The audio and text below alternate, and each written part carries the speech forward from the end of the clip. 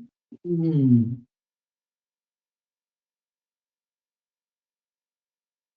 चलो आज शुरू करते हैं। लास्ट क्लास को कंटिन्यू करते हैं। लास्ट क्लास में हम लोग लैप्लास ट्रांसफॉर्म के बारे में कुछ फंक्शंस के लैप्लास ट्रांसफॉर्म्स देखे थे हम लोगों ने। रिमेनिंग कुछ फंक्शंस और हैं, कुछ थ्योरम्स हैं, उसको हम लोग आज देख लेंगे। तो मुझे जहाँ तक याद है, स्टेप फंक्शन वगैरह, सिनुसाइडल फंक्शन, एक्सपोनेंशियल फंक्शन, इन सब के बारे में हम लोगों ने देखा। अब आज हम लोग देखना चाहेंगे some more functions, like एक मेरे पास फंक्शन है f of t is equal to t raised to the power n। अगर ऐसा है, ठीक है, हमें इसका लैप्लास ट्रांसफॉर्म डिटरमाइन करना हो तो हम देख सकते हैं। Laplace transform of f of t is equal to f of s। ये कितने के बराबर होगा? Integral 0 to infinity t raised to the power n t raised to the power minus st dt। तो देखिए यहाँ दो फंक्शन है, टाइम, दोनों टाइम फंक्शन है। ये भी टाइम फंक्शन है, ये भी टाइम फंक्शन है। जब दो इस तरह के फंक्शन हो, dt है तुम्हारा, ऐसे इंटीग्रेट करने के लिए, तो ऐसे कंडीशन में हम लोग क्या करते हैं, दो फंक्शन का मल्टीप्लीकेशन जब होता है, उसका इंटीग्रेशन देखना होता है, तो हम लोग वहां पर इंटीग्रेशन बाय पार्ट्स को अडॉप्ट करते हैं। ठीक है, और तुम लोग समझते हैं कि इंटीग्रेशन बाय पार्ट्स क्या है। हम लोग देख रहे हैं यहाँ पर इंटीग्रेशन बाय पार्ट्स एक्चुअली होता क्या है कि अगर मेरे पास इंटीग्रल, मान लो 0 to इंफिनिटी है, ये यू डी भी, इस तरह के दो फंक्शन है, तो इसका बाय पार्ट से इंटीग्रेशन क्या निकालते हैं हम लोग। तो क्या करते हैं, सबसे पहले यू इंटू भी,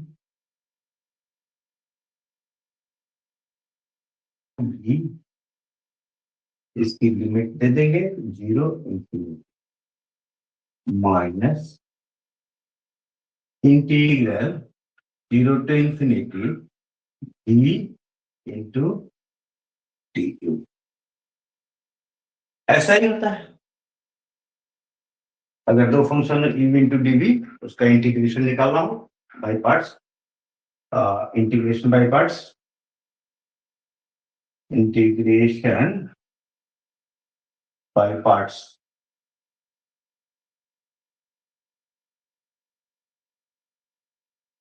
बाय पार्ट्स मेथड से अगर मैं देखूं, इस तरह से मैं लिख सकता हूं। इसको ध्यान रखोगे क्योंकि हम इसमें आ, आ, इसी बाय पार्ट्स मेथड को अडॉप्ट करने वाले हैं हम लोग। तो देखो यहाँ पर यू डी वी दो फंक्शन है, दो वेरिएबल है। ये भी है टाइम का, मान लो, और ये डीबी भी है टाइम का। जैसे यहाँ पर है, ये टाइम का है, ये भी टाइम का है। ठीक है, तो इस कंडीशन में मुझे पहले इन दोनों में से एक को सेलेक्ट करना पड़ेगा एज यू। दोनों में से कोई एक यू मैं कनेक्ट ये करूं, सपोज करूं, कंसीडर करूं, और दूसरे फंक्शन को मैं कंसीडर करूं डीवी। अगर ऐसा मैं ले लूं तो यू डीवी के फॉर्म में मेरा ये आ जाता है। तो चलो मैं यहां से बाय पार्ट्स मेथड से अगर मैं देखूं तो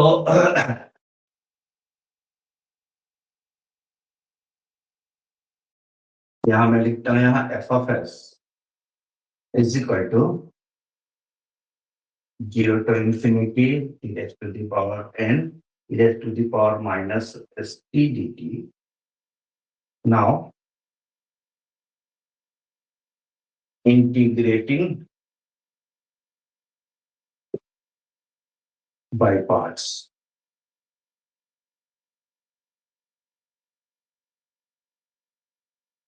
लेट, अब इसके लिए मुझे इन दोनों, इस पूरे फंक्शन को दो फंक्शन में कंसिडर, लेट है u is equal to 2 n, ठीक है।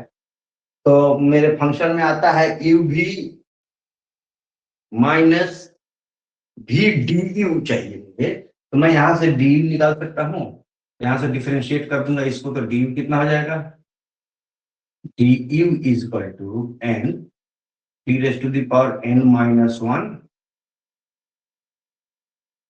इंटू डी टी, डी कितना होगा। अच्छा, अब मैं डी भी कंसीडर करूं कितना, को let u is equal to t raise to, so d u is equal to this much and dv is equal to e raised to the power minus st dt। अगर ये मैं consider करूं dv, तो यहां से v निकाल सकता हूं मैं, क्योंकि मुझे u भी चाहिए और v du भी चाहिए, तो du के लिए मैंने निकाल दिया, तो अब v चाहिए होगा तो v यहां से निकल जाएगा, मैं इंटीग्रेट करूंगा, dv इक्वल टू इंटीग्रल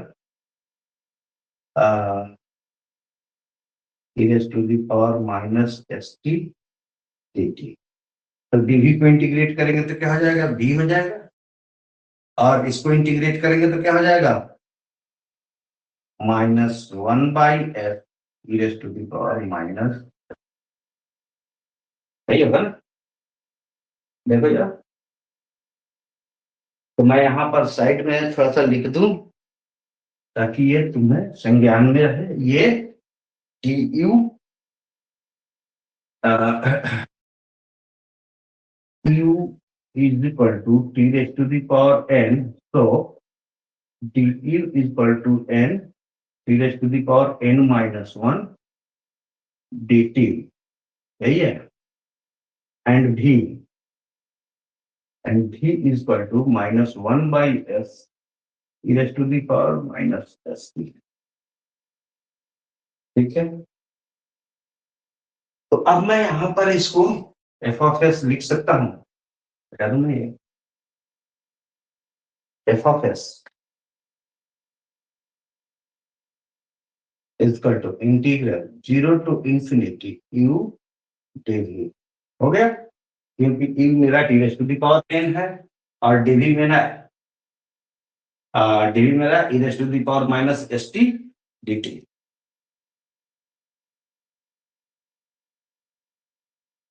ये कितने के बराबर होगा, जैसे मैंने अभी फॉर्मूला बताया, लिखते हैं हम यू भी limit 0 to infinity minus integral 0 to infinity भी टी यू, मैं वैल्यू यहां पर पुट कर दूंगा, यहां से लेकर के कितना होगा, यू भी पहले होगा यू इंटू बी, यू क्या है तुम्हारा t raise to the power n, and भी हो गया minus 1/s t raise to the power minus s t, और इसका लिमिट मैं दे दूं 0 to infinity minus integral 0 to infinity, v की वैल्यू मैं पहले यहां से ले लूं minus 1/s t raise to the power minus s t, ठीक है, और डी यू, डी यहां से ले लूं n into t raise to the power n minus 1 t, सही होगा।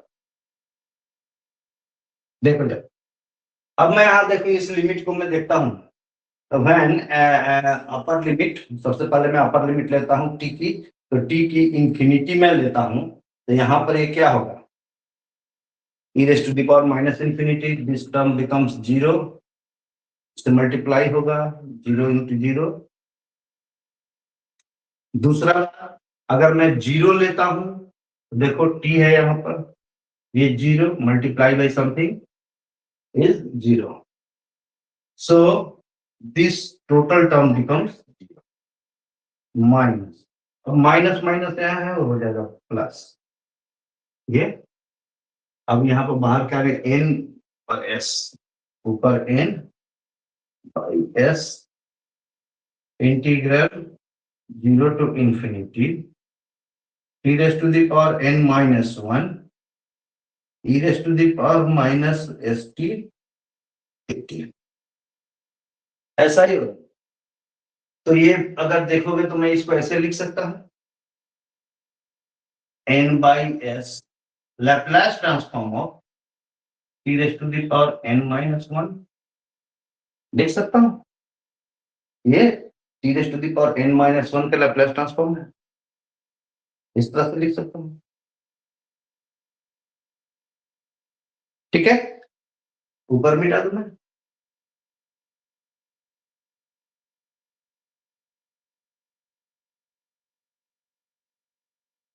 यहाँ देखो f of s, this f of s is equal to n by s। अब इसी तरह मैं लूंगा तो यहाँ पर क्या हो जाएगा n माइनस 1 बाई एस आएगा, n माइनस 1 इसमें अगर मैं लाप्लास जिस तरह मैंने किया था तो n बाई एस आया था, क्योंकि वहां t raise to the power n था, यहाँ t raise to the power n minus 1 है, तो यहाँ पर क्या आएगा n minus 1 by s Laplace transform t raise to the power n minus 2 होगा। उसी तरह से ये हो गया n by s into n minus 1 by s into, अब अगर यहाँ फिर मैं उसी तरह देखूं तो n minus 2 by s into Laplace transform of t raise to the power n minus 3, तो चला जाएगा, कहाँ तक जाएगा n by s into n minus 1 by s into n minus 2 by s into 1 by s n terms पर, और last में होगा Laplace transform of t raise to the power 0। तो यहां से यहां तक अगर मैं देखूंगा ये कितने के बराबर होगा, ये 1 to n का मल्टीप्लीकेशन है, फैक्टोरियल n, ठीक है, factorial n divide by s n times multiply है s raise to the power n, उसके बाद है Laplace transform of t raised to the power 0, t raised to the power 0, anything raised to the power 0 is equal to 1, and Laplace transform of 1 is 1 by s। तो मैं यहां से देख लो, that equal to factorial n by s raised to the power n into 1 by s, ये कितना हो जाएगा factorial n divide by s raise to the power n plus 1। तो इस केस में if f of t is equal to t raised to the power n हो, f of s कितना होगा factorial n by s raised to the power n plus 1, यहाँ पर लिखते जब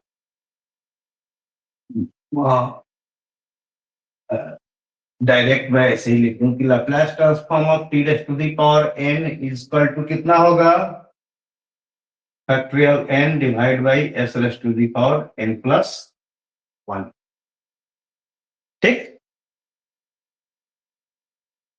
ये एक मेरे पास जहां भी, अब इसको मैं जनरलाइज कर सकता हूं, देखो जनरल इसको देखोगे तो अगर Laplace transform t raise to the power 1 करना है, मतलब सिर्फ टी को करना है, तो कितने के बराबर होगा, यहीं पर n की जगह 1 कर, factorial 1 is 1 divide by s raise to the power n की जगह 1 plus 1 2 s स्क्वायर। तो देखो Laplace transform of t is 1 by s square. उसी तरह अगर मैं Laplace transform of t square कर दूं तो मैं क्या करूंगा factorial 2 divide by s raise to the power 2 plus 1 3, ये जाएगा। इस तरह से जितने भी टी के पावर वाले होंगे टाइम डोमेन में, उनका लैप्लास ट्रांसफॉर्म जो होगा वो इस तरह से होगा।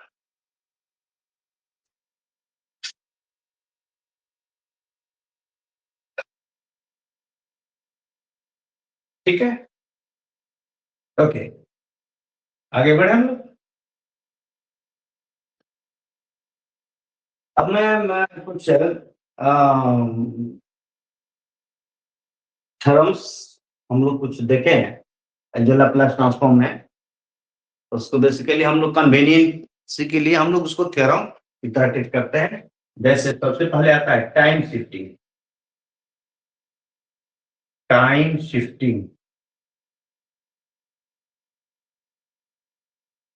Time shifting theorem, time shifting theorem.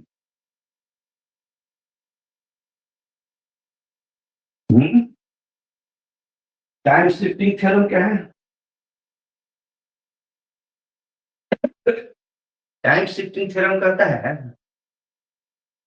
कि the Laplace transform of f of t minus a u of t minus a is equal to e raised to the power minus as f of s,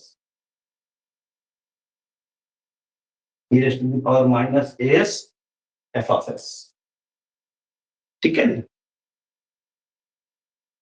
यह है theorem का statement कि कोई function जो time shifted हो, F of t minus ए, इसका मतलब क्या है? ये फंक्शन टी इजकल टू ए पर ही शुरू होता है। इसका मतलब यही हुआ ना, मतलब कोई भी फंक्शन है, ये टी है तो यहाँ पर कोई वैल्यू ए है, यहां से फंक्शन कुछ शुरू होता है, यहाँ जीरो से शुरू नहीं हो रहा है, that is the time shifted. हाँ, तो टाइम शिफ्टेड है ये सिग्नल। तो अगर इस तरह का कोई भी सिग्नल अगर टाइम शिफ्टेड हो, जितने से टाइम शिफ्टेड हो उतने का e raise to the power minus a s, जितने से टाइम शिफ्टेड हो ये यहाँ पर होगा, और उस फंक्शन का Laplace transform f of S. तो हम लोग इसको देखें, ये है स्टेटमेंट, इतना होना चाहिए। तो इसको प्रूव थ्योरम में यही देखते हैं ना। तो अगर देखें इसको, Laplace transform of f of t minus a q of t minus a is equal to, Laplace transform का कितना होगा? 0 to infinity f of t minus a q of t minus a e raised to the power minus st dt। ये मैंने लिया है 0 से infinity तक।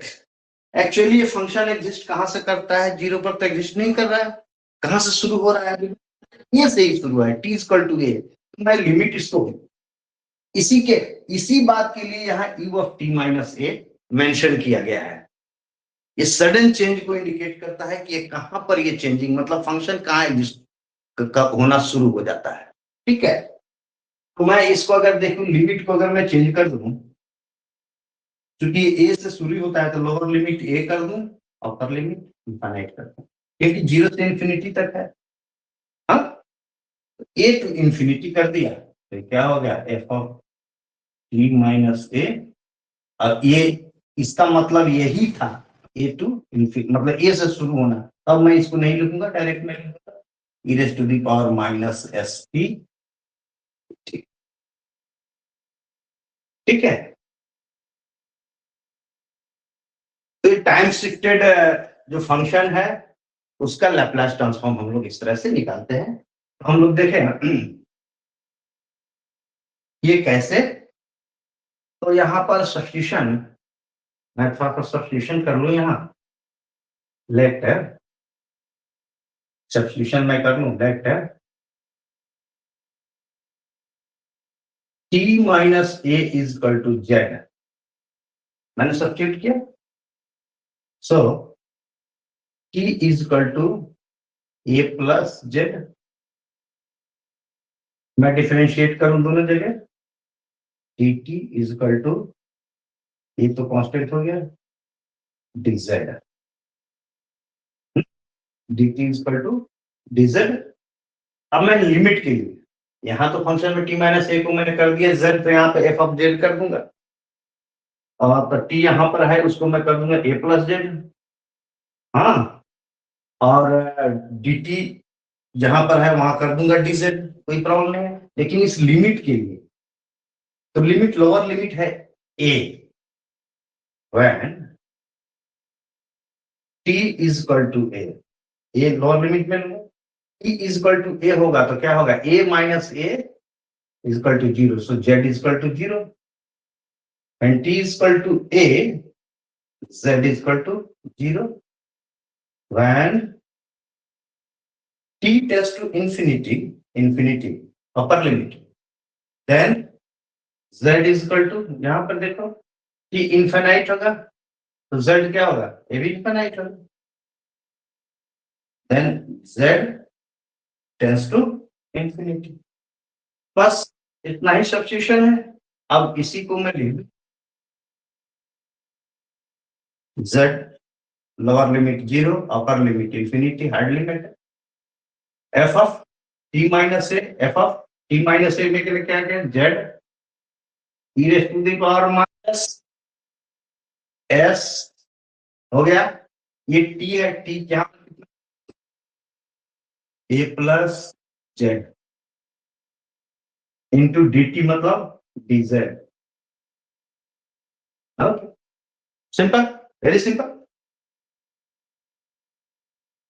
तो यहां से मैं देखूं तो यहाँ ये देखो a s e raise to the power minus a s, अगर मैं बाहर रख सकता e raise to the power minus a s integral 0 to infinity f of z e raise to the power minus s z d z. अगर देखोगे तो function क्या है, एफ ऑफ एस ही है, हाँ? ये एफ ऑफ एस है, इसको मैं लिख सकता हूँ e raise to the power minus s f of s, hence prove. और यही चीज है राइट साइड में, यही मुझे प्रूव करना था, e raise to the power minus s f of s. Okay,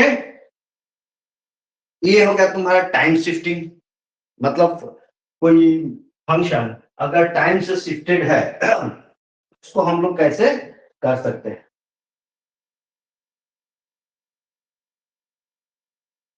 ठीक है, मिटा दूं मैं।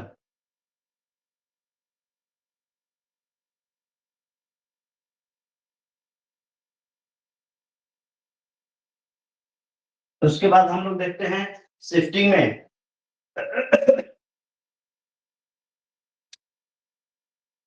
The frequency,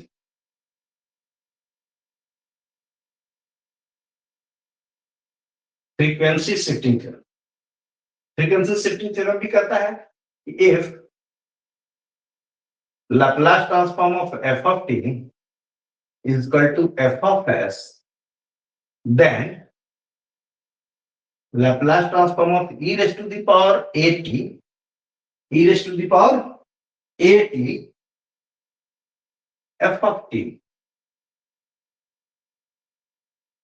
is equal to f of s minus,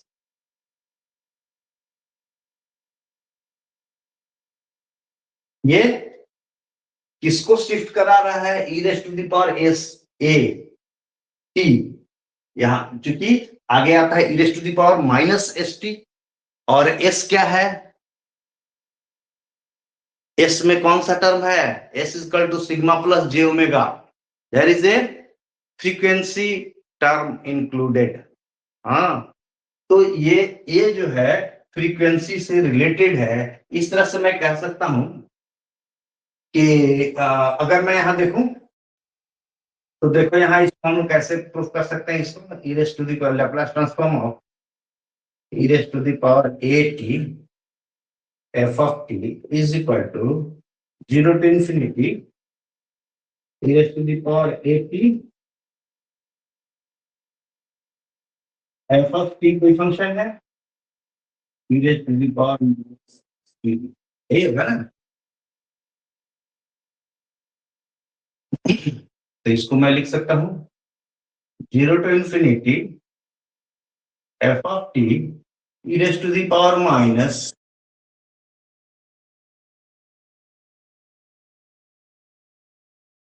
S minus a, क्योंकि माइनस माइनस प्लस हो जाएगा, प्लस ए इंटू टी, ये हो गया टी। तो देखो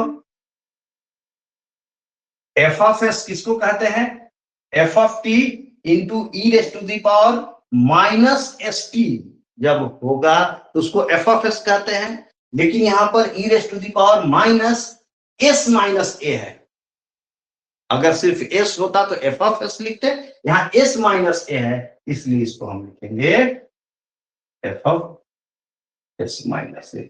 होगा क्या कि अगर कोई फंक्शन है एफ ऑफ टी, उसका Laplace transform f of s है और उसमें हम e raise to the power 18 multiply कर देते हैं, तो उसका जो भी लाप्लास ट्रांसफॉर्म होता होगा उस फंक्शन का पर्टिकुलर उस फंक्शन का जो भी लाप्लास ट्रांसफॉर्म होता होगा, उसमें जहां जहां एस होगा वहां वहां एस की जगह हम क्या कर देंगे, एस माइनस ए कर देंगे। ठीक है, एस माइनस ए। जैसे फॉर एग्जाम्पल मैं यहां से ले लेता हूं Laplace transform e raise to the power a t into a, तो ये डायरेक्ट मैं लिख सकता हूं e raise to the power a t का लाप्लास ट्रांसफॉर्म मुझे पता है कितना होता है, कितना होता है 1 बाई एस माइनस ए, कितना होगा e raise to Laplace transform of e raise to the power a t is equal to 1 by s minus a, यही होता है ना, देखो तो ठीक है, यही होता है। तो अब इस ए के साथ, सॉरी ये देखो, सॉरी अगर लाप्लास ट्रांसफॉर्म तेरा Laplace transform of a equal to a by s है,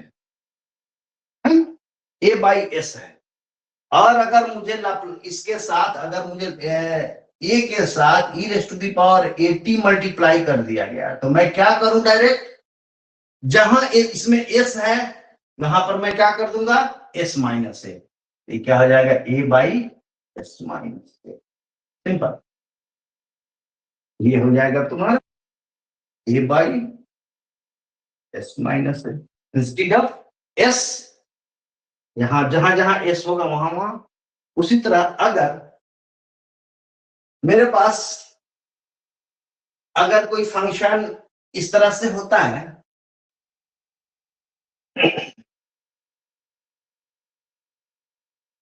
Laplace transform of t raise to the power n t raise to e raise to the power a t raise to the power n, यही है। तो अभी हमने देखा कि Laplace transform of t raise to the power n कितना है, factorial n divide by s raise to the power n plus 1, ठीक है।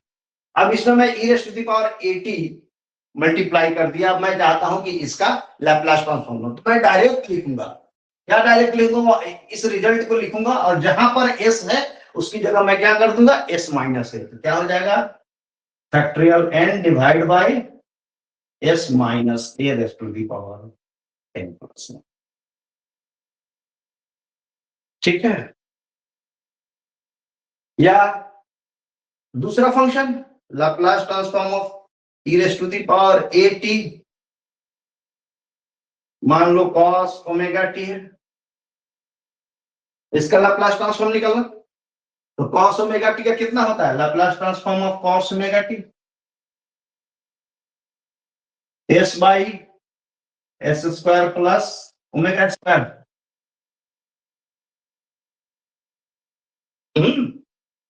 यही होता है।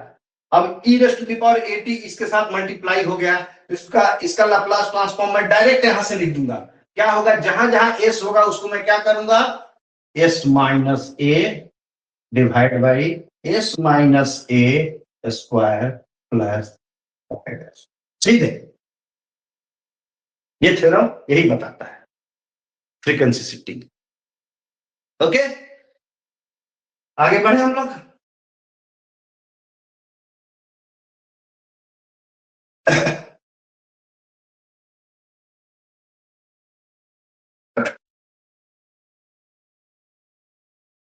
अब उसके बाद एक थ्योरम और हम लोग देखेंगे, डिफरेंशिएशन थ्योरम। डिफरेंशिएशन थ्योरम, इसका स्टेटमेंट है कि if Laplace transform of f of t is equal to f of s and derivative of f of t is Laplace transformable, condition है इसका डिफरेंशिएशन जो होगा f of t का वो Laplace transformable हो, उस कंडीशन में then Laplace transform of df of t by dt is equal to s f of s minus f of t, इतने के बराबर हो जाएगा। मतलब कोई भी डिफरेंशिएटिंग फंक्शन हो, डिफरेंशियल फंक्शन हो, उसका लाप्लास ट्रांसफॉर्म मैं लूंगा, तो जैसे f ऑफ t का डिफरेंशिएशन है, तो f ऑफ t का लाप्लास ट्रांसफॉर्म क्या है, f ऑफ s के साथ मैं s मल्टीप्लाई करूंगा और minus f of zero. f of zero क्या है, f of t when t tends to 0। इसको मैं ऐसे भी लिख सकता हूं, s f of s minus limit t tends to 0 f of t। इसलिए कहा जाता है ये इनिशियल कंडीशन है। जैसे हम लोग जब कैपेसिटर या इंडक्टर की चर्चा करते हैं तो वहां पर इनिशियल हम लोग देखते हैं ना कि पहले से चार्ज है नहीं है, ठीक है, या पहले से एनर्जाइज है या नहीं है। तो इनिशियल कंडीशन के लिए when t tends to 0 f of t को मैं लिख सकता हूं f of 0, ठीक है। तो ये तुम्हारा स्टेटमेंट है इसका। अब इसके बारे में इसको हम लोग देखें कि कैसे इसको हम लोग प्रूव कर सकते हैं कि नहीं, इसका लाप्लास ट्रांसफॉर्म इतने के बराबर। ओके, तो देखते हैं इसको। तो मैं लिखूं अगर f ऑफ s क्या होता है, लाप्लास ट्रांसफॉर्म, और ये कितने के बराबर होगा, 0 to infinity f of t raised to the power minus st।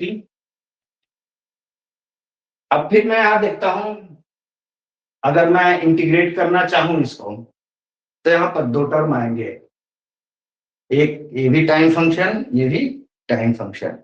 जब दो टर्म मल्टीप्लाई में होंगे वेरिएबल के, तो वहां पर मैं by parts, now integrating by parts, now integrating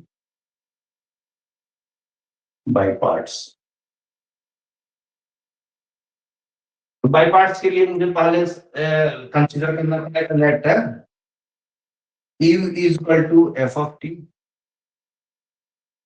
तो यहां से du कितना हो जाएगा मेरा, t f of t by dt into dt।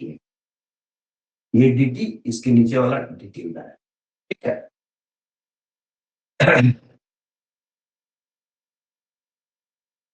क्योंकि du बाई dt करेंगे कितना होगा, df of t by dt होगा। ओके, और मैं कंसीडर करूंगा dv एंड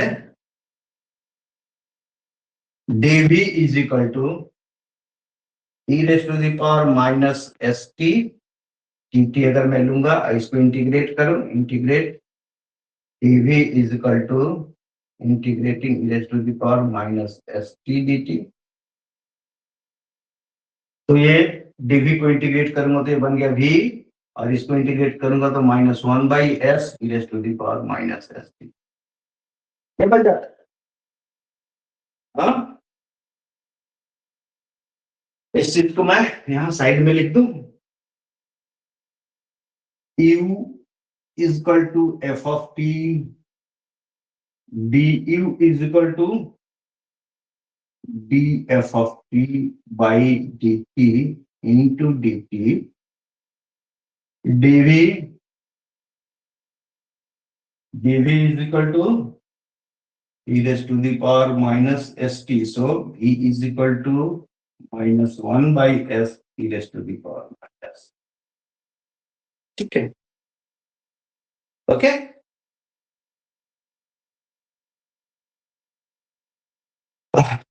बता दूं मैं ये, तो अब मैं यहां से इसको बाय पार्ट्स मेथड से कर सकता हूं। That is equal to integral 0 to infinity u dv। Condition में देखें तो क्या होगा, u v 0 to infinity minus 0 to infinity v du। अब मैं वैल्यू यहां से वहां से ले लूं, कितना होगा u v, पहले क्या है u v, u क्या है f of t into v, v क्या है -1/s e raised to the power minus st, u v 0 and infinity minus integral 0 to infinity, v क्या है -1/s e raised to the power minus st, and du is df of t by dt inter, ये होगा। अब मैं यहां पर देखूं, इसको मैं थोड़ा सा ये भी कर दूं, तो माइनस साइन बाहर, तो यहाँ पर हो जाएगा -1/s। पहला मैं अपर लिमिट लूं, 1/s,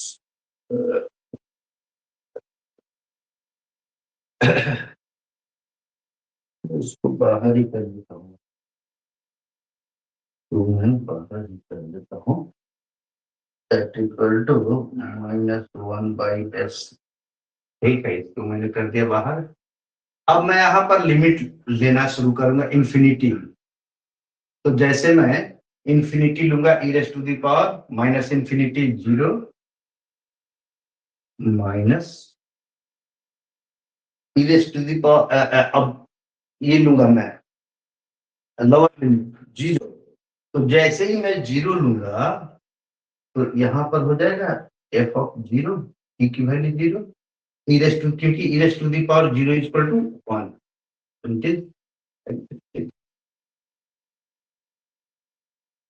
and minus minus plus 1/s, 1/s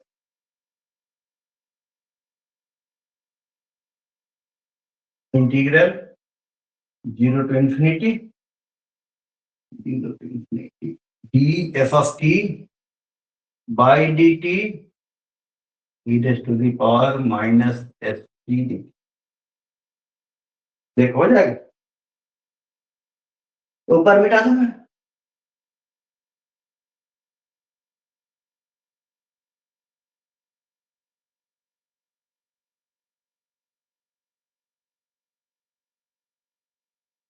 So I can have f of s is equal to minus minus plus f0 by s plus 1/s। अब देखो ये, देखो यहां देखो ये क्या इंडिकेट करता है, ये अगर मान लो फंक्शन है, function into e raise to the power minus s t d t, limit 0 to infinity integral, ये क्या होता है? अगर ये फंक्शन हो तो एफ ऑफ एस, या फिर मैं कह सकता हूं ये क्या इंडिकेट करेगा? ये इंडिकेट करेगा the Laplace transform of this D F of t by d T. मैं लिख सकता हूं plus 1 by S Laplace transform of D F of t by d T, यही लिख सकता हूं।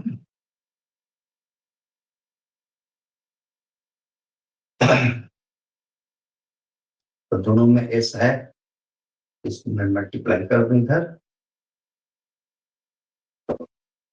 अब मैं इसको इधर लाऊं, इसको इधर ले जाऊं, मैं ऐसे लिख सकता हूं Laplace transform of t f of t by d t is equal to s, दोनों में ये एलसीएम लूंगा तो ये एस हो जाएगा, S multiply S f of s minus F of, ये इनिशियल कंडीशन को रिप्रेजेंट करता है, और यही तुम्हारा स्टेटमेंट था इस थ्योरम का, ये if F of T if the Laplace transform of f of t is f of s, then Laplace transform of df of t by dt is equal to this much।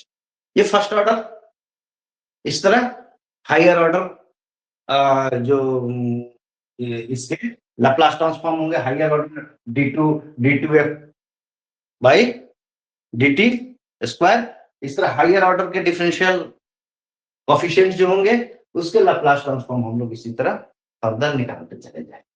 ठीक है, तो ये basic बात है, क्योंकि हमें यहाँ पर जरूरत इलेक्ट्रिकल सर्किट में, इलेक्ट्रॉनिक्स में जरूरत पड़ती है, वो यही तक पड़ती है, इसलिए हम लोग यहाँ तक की बात करेंगे, बाकी तो मैथमेटिक्स क्लास में तो और भी चीजें मिलेंगी।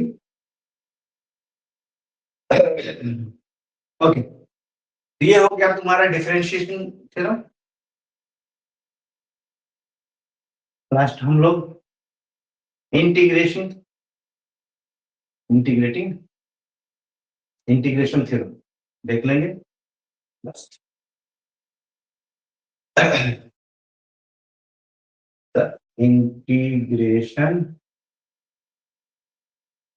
इंटीग्रेशन थ्योरम, ठीक है, ये हो गया डिफरेंशिएशन थ्योरम। उसके बाद हम लोग देखेंगे इंटीग्रेटिंग थ्योरम। तो इंटीग्रेटिंग थ्योरम में क्या होगा? बेसिकली इसका भी स्टेटमेंट में देखूं तो वर्ड्स तुम लिख लोगे, बाकी मैं यहां लिखता हूं। एफ है Laplace transform of f of t is equal to f of s, then इसके स्टेटमेंट पर आएगा अगर ऐसा है integration of, then Laplace transform of integration of f of t dt is equal to f of s by s plus f inverse of 0 by s। यहाँ f inverse क्या है? जैसे अगर मैं f इस तरह से दूं, इसका मतलब क्या होता है? डिफरेंशिएशन ऑफ f, ठीक है। अगर यही मैं -1 कर दूं यहाँ पर, ये इंडिकेट करता है इंटीग्रेशन ऑफ f। तो यहाँ भी यही है कि this is the f inverse is the integration of f of t, integration of f of t at when t is equal to 0, ठीक है, इसका मतलब ये है। तो देखिए हम लोग इसको कैसे देखते हैं, इसके लेते हैं हाँ